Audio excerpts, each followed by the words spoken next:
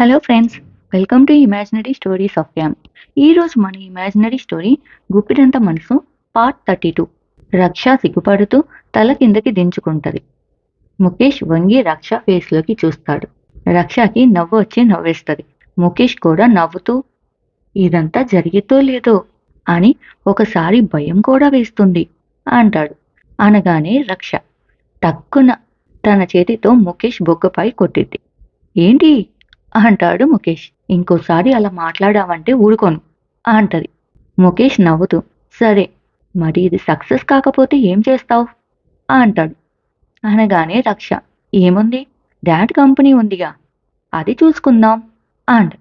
అనగానే ముఖేష్ మీ డాడ్ నన్ను పెళ్లి చేసుకుంటే కంపెనీ ఇవ్వను అంటే అంటది. అనగానే రక్ష ఏం పర్లేదు, బయట చాలా కంపెనీస్ ఉన్నాయి, ఏదో ఒక చోట జాబ్ తెచ్చుకుందాం అంటది. అనగానే ముఖేష్ నవ్వుతూ రక్ష చెయ్యి పట్టుకొని కిస్ చేస్తూ థ్యాంక్స్ అంటాడు. దేనికి అంటది రక్ష. నాతో ఎప్పటికీ ఉంటావని నమ్మకం వచ్చింది అంటాడు. అనగానే రక్ష అదేంటి, ఇన్ని రోజుల నుంచి నమ్మకం లేదా అంటది. అలా కాదు, ఏదో భయం అంటాడు ముఖేష్. ఏమీ భయం లేదు, అంతా నార్మల్గా అయ్యిద్ది, చూస్తూ ఉండు అంటూ టైం చూస్తూ సరే ఇంక లేట్ అయ్యింది, వెళ్తాను అంటది రక్ష. ఇంకొంచెం సేపు ఉండొచ్చు కదా అంటాడు ముఖేష్. ఇంకో రోజు వస్తాను అంటది. సరే పద డ్రాప్ చేస్తాను అంటాడు ముఖేష్. అవును, మామయ్య బైక్ తెచ్చుకోకుండా ఎవరో బైక్స్ ఎందుకు వాడుతున్నావు అనగానే ముఖేష్ ఏమీ లేదు, ఊరికే ఉండు, బైక్ తెస్తాను, చైతు వాళ్ళ రూమ్ పక్కనే ఉంది, వాళ్ళ దగ్గర నుంచి అంటాడు. అనగానే రక్ష ముఖేష్ చెయ్యి పట్టుకొని వద్దు బావా, నీ దగ్గర ఏముందో దానితోనే డ్రాప్ చెయ్యి అంటది. అనగానే ముఖేష్ నా దగ్గర ఏముంది డ్రాప్ చేయడానికి, ఏమీ లేదు అనుకుంటూ అర్థమైంది అని నవ్వుకుంటూ పద డ్రాప్ చేస్తా అని బెడ్ పై నుంచి లేచి రక్ష చెయ్యి పట్టుకుంటాడు. రక్ష ముఖేష్ చెయ్యి పట్టుకొని లెగుస్తుంది పైకి. పద అని ఇద్దరూ నడుచుకుంటూ వెళ్తారు. ముఖేష్ రక్ష బయట నడుచుకుంటూ వెళ్తూ ఉంటారు. హోటల్ దగ్గరికి రాగానే ఏమైనా తింటావా అంటాడు. ఇప్పుడు కాదు అంటది. మరెప్పుడు అంటాడు ముఖేష్. ఈరోజు లెటర్ ఎలా పంపావో అలా పంపించు, అప్పుడు తింటాను అనగానే ముఖేష్ నవ్వుతూ మళ్ళీ ఫస్ట్ నీకే పంపాలా అంటాడు. రక్ష అలిగినట్లు నేను కాకుండా నీకు ఇంకెవరున్నారు అంటది. అనగానే ముఖేష్ నిన్ను భరించటమే కష్టంగా ఉంది, ఇంకొకరా అనగానే రక్ష నిన్ను అని మోచేతితో కొట్టబోతుంటే టక్కున వెనక్కి వెళ్తాడు. ముఖేష్ నవ్వుతూ ట్రై చేస్తాను, ఈరోజు కుదిరితే పంపిస్తాను అంటాడు. సరే, ఇంక ఇల్లు వచ్చింది, అలాగే వెయిట్ చేస్తూ ఉంటాను పార్సిల్ కోసం అంటది. ముఖేష్ నవ్వుతూ సరే బాయ్ అంటూ వెంటనే రక్ష సరే అని వెళ్తది.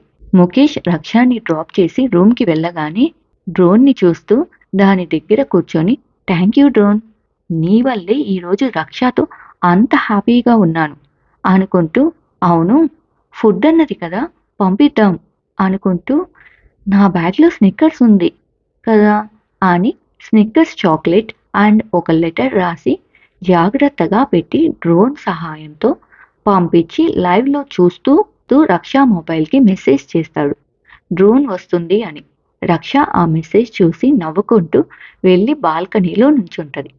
ఇంట్రెస్టింగ్గా ఎదురు చూస్తూ ఉంటది. అబ్బా చల్లగా ఉంది అనుకుంటూ తొందరగా ఎక్కడున్నావు అనుకుంటూ ఎదురు చూస్తూ ఉంటది. ముఖేష్ మ్యాప్లో చూస్తూ ఉంటాడు. రక్ష మనసులో ఏదో సౌండ్ వినిపిస్తుంది, డ్రోనే అనుకుంటా అనుకు వస్తున్నట్లు ఉంది అనుకుంటూ ఉండగా గట్టిగా గాలి వస్తూ ఉంటది. అయ్యో గాలి రాకే అనుకుంటూ ఎక్కడుంది అనుకుంటూ ముఖేష్కి కాల్ చేస్తుంది. ఏంటి అంటాడు ముఖేష్. ఎక్కడ దాకా వచ్చింది అంటాడు. దారిలోనే ఉంది, నన్ను డిస్టర్బ్ చేయకు పెట్టు అంటాడు. సరే సరే అని పెట్టేసి చూస్తూ ఉంటది. ముఖేష్ లైవ్ చూస్తూ అరే ఇది గాలి వస్తున్నట్లు ఉంది, మూవ్ కావట్లేదురా అంటాడు చేతుతో. వెంటనే చేతు ఇప్పుడెలా అంటాడు. అర్థం కావట్లా అంటూ ట్రై చేస్తూ ఉండగా గట్టిగా గాలి రావటం వల్ల ముఖేష్కి ఏమీ అర్థం కాదు. డ్రోన్లో ఉన్న చాక్లెట్ కింద పడిపోతుంది. చాక్లెట్ కింద పడిపోయింది అనుకుంటా అంటూ చూడగానే హే, ఇప్పుడు మూవ్ అవుతుంది అనుకుంటూ అది రక్ష దగ్గరికి వెళ్తది. దానిలో లెటర్ మాత్రమే ఉంటది. రక్ష ఆ లెటర్ చూసి ఏదో పంపాడు దీనిలో అని ఇందాక రూమ్కి వెళ్ళినప్పుడు బిస్కెట్ ఉంది టేబుల్ పై, మేబీ అది పంపి ఉంటాడు అనుకుంటూ ఇప్పుడు రాలేదు అంటే ఫీల్ అవుతాడేమో అనుకొని థ్యాంక్స్ ఫర్ ద బిస్కెట్స్, బాగున్నాయి, నెక్స్ట్ టైం ఫుల్ మీల్స్ పంపాలి అని రిప్లై పంపిస్తుంది. ముఖేష్ ఆ డ్రోన్ రిటర్న్ వెళ్ళగానే డ్రోన్ దగ్గర ఉన్న లెటర్ తీసి చదువుతూ వెళ్ళలేదు నా డెలివరీ అనుకుంటూ ఉండగా రక్ష కాల్ చేస్తుంది. వచ్చిందా డ్రోన్ అంటది. అనగానే ముఖేష్ వచ్చింది, కానీ నీకు పార్సల్ రాలేదు కదా అంటాడు. అనగానే రక్ష వచ్చిందిగా అంటది. అబద్ధం చెప్పకు, నేను పంపింది బిస్కెట్స్ కాదు అనగానే రక్ష డల్గా నువ్వు ఫీల్ అవుతావు అని అలా చెప్పాను, రాలేదు, లెటర్ ఒకటే వచ్చింది అంటది. అనగానే ముఖేష్ పర్లేదు, ఆయన ఇలా కాదు, ఫుడ్ డెలివరీ చేయడానికి ప్రొఫెషనల్గా డిజైన్ చేస్తాను డ్రోన్ని, అప్పుడు ట్రై చేద్దాం అంటాడు. అనగానే హా, నేను దాని గురించి రీసెర్చ్ చేస్తాను అంటది. అనగానే ఓకే, ఈ రోజు నుంచి అదే పని అండ్ ఒకటి అంటాడు. ఏంటి అంటది రక్ష. రోజు ఫోన్ చెయ్యి రక్ష, నీతో మాట్లాడితే కొంచెం ధైర్యంగా ఉంటది అంటాడు. అనగానే రక్ష ఆ మాటలు వింటూ ఫోనే కాదు, కుదిరితే రోజూ వస్తాను అంటది. అనగానే ముఖేష్ నవ్వుతూ థ్యాంక్స్ అంటాడు. రక్ష నవ్వుతూ సరే లేట్ అయ్యింది, ఇంకా గుడ్ నైట్ అంటది. ఓకే బాయ్, గుడ్ నైట్ అని కాల్ కట్ చేసి రక్ష అండ్ ముఖేష్ ఫోన్లో డ్రోన్స్ గురించి సెర్చ్ చేస్తూ ఉంటారు. ముఖేష్ మనసులో అవును, అసలు ఈ చాక్లెట్ ఎక్కడ పడి ఉంటది అని ఆలోచిస్తూ ఏమో అనవసరంగా వేస్ట్ అయ్యింది అనుకుంటూ మొబైల్ చూస్తూ ఉంటాడు. ఇంతలో వసు రిషితో చూసారా, నా కొడుకుని ఏదో ఒకటి అంటూ ఉంటారు, డ్రోన్స్తో మనకి చాక్లెట్ పంపించాడు అనగానే రిషి నవ్వుతూ వాడికి ఇంత ఇంట్రెస్ట్ వస్తుంది అనుకోలా, అనన్య సెలెక్ట్ చేయకపోయినా పట్టు వదలకుండా చేస్తున్నాడు అంటాడు. అనగానే వసు అవును, అది మనకు చెప్పకుండా, ముఖేష్ ఉంటున్న ఆ ఇంటి ఓనర్ మీకు తెలిసిన అతను కాబట్టి సరిపోయింది, లేదంటే ఎంత కష్టపడేవాడో అంటది. అనగానే రిషి వసుని చూస్తూ భుజంపై చెయ్యి వేసి నువ్వు ఎలా కష్టపడ్డావో నాకు తెలుసు, నీ దగ్గర ఉన్న పంతం వాడికి వచ్చినట్లు ఉంది అనగానే నేను కష్టపడ్డాను అని నా కొడుకు పడాలి అనుకోవట్లా అంటది వసు. తెలుసు, అందుకేగా ఆ రూమ్లో ముఖేష్కి కావలసినవి అన్నీ అమర్చాను. అవును వసు, దీని గురించి అనన్యతో ఒకసారి చెప్తామా అంటాడు. హా, చెప్తేనే బెటరేమో అనిపిస్తుంది అంటది. ఉండు చేద్దాం అనుకుంటూ రిషి అనన్యకి కాల్ చేస్తాడు. అనన్య లిఫ్ట్ చేసి చెప్పండి సార్ అంటది. ఎలా ఉన్నారు అనన్య అంటది. బాగున్నాను సార్, మీరు అంటది. బాగున్నాను, రేవంత్ వచ్చాడు కదా అంటాడు. హా సార్, నీకొకటి చెప్పాలి అంటారే రిషి. చెప్పండి సార్ అంటాడు అంటది అనన్య. ముఖేష్ వేరే రూమ్కి వెళ్ళి డ్రోన్తో ట్రయల్ చేస్తున్నాడు మాకు చెప్పకుండా అంటాడు రిషి. అనగానే అనన్య నవ్వుతూ నాకు తెలిసి ముఖేష్ దగ్గర ఉంది నార్మల్ డ్రోన్ అయి ఉండొచ్చు, అలాంటివి వెయిట్ లిఫ్ట్కి పనికిరావు అంట. అనగానే రిషి అవునా అన్న.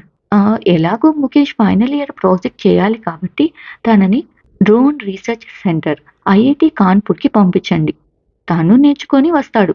వెంటనే వసు ఐఐటి కాన్పూర్లో అంటే ఎలా చేస్తారా అంటారు.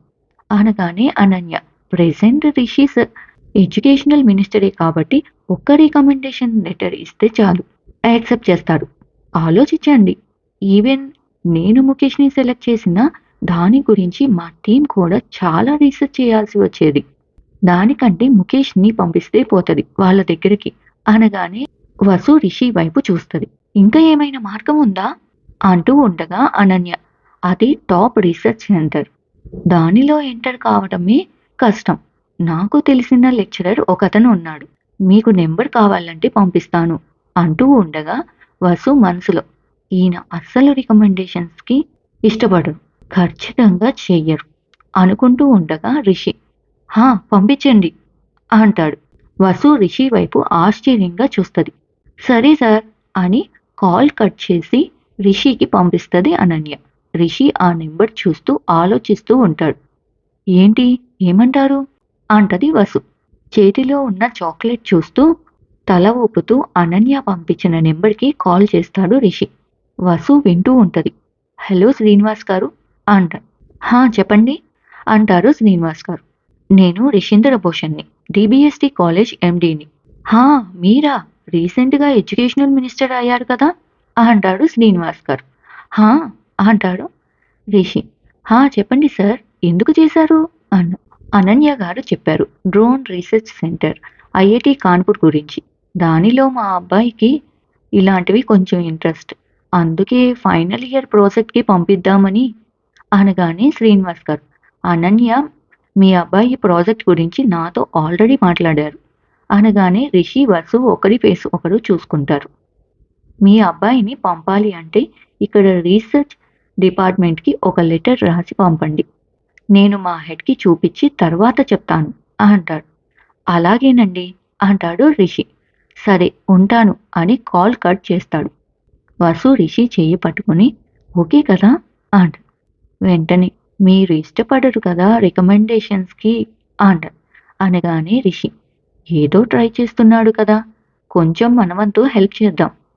ఎంత దూరం వెళ్తాడో వెళ్ళని, ఒకవేళ ఫెయిల్ అవైనా పర్లేదు, డిబిఎస్టి ఇన్స్టిట్యూషన్స్లో సగం వాటా వాడికి ఉంటుంది కదా అంటూ చాక్లెట్ చూసి నవ్వుకుంటూ ఓపెన్ చేసి వసు నోట్లో పెడుతూ ఉండగా, వసు మీరు ప్రతిదానికి సెకండ్ ఆప్షన్ కూడా పెట్టుకుంటూనే ఉంటారు కదా అంట. అనగానే రిషి మరి ఉండాలిగా.